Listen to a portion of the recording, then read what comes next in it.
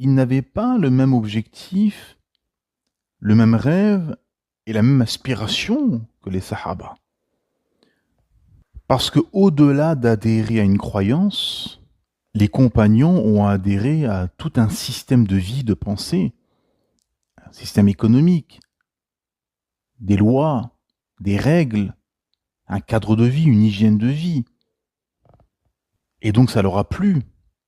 Ils avaient de la fierté pour ceci, de la izza, de la jalousie, de la bonne jalousie.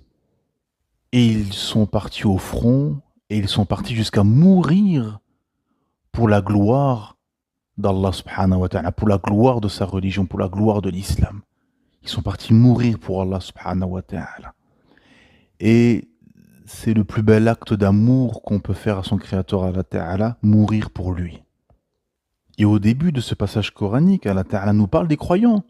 Et il nous dit, quand les troupes vous vinrent d'en haut et d'en bas, de toutes parts, que les regards étaient troublés et que les cœurs sont remontés dans vos gorges, vous vous êtes fait à ce moment-là toutes sortes de suppositions sur Allah. Les croyants furent alors éprouvés et secoués d'un grand choc. Subhanallah azim. En effet, sur ce sentier lumineux que les compagnons ont emprunté, il y a eu des épreuves, des désaveux, et ils se sont accrochés car ils étaient sincères.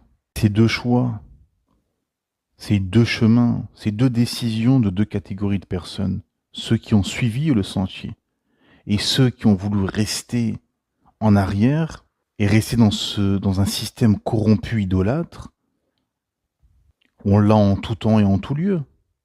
Regardez par exemple dans les quartiers français, vous avez des gens, alhamdulillah, qui ont décidé de sortir de leurs conditions, même s'ils ont fait des erreurs, des péchés, ils sont tombés dans de la délinquance, quoi au caisse, alhamdulillah, ils sont sortis de toute cette médiocrité, ils se sont réformés, et ils sont revenus à Allah Ta'ala.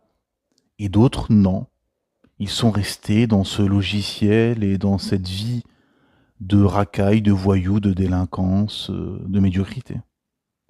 Comme 14 siècles auparavant, dans l'Arabie du 7e siècle, vous avez des gens qui ont foncé dans le sentier d'Allah et d'autres qui sont restés en arrière. Vous comprenez le message coranique?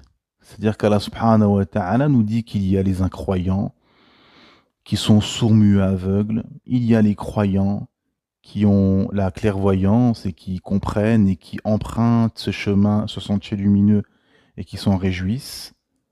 Et il y a ceux entre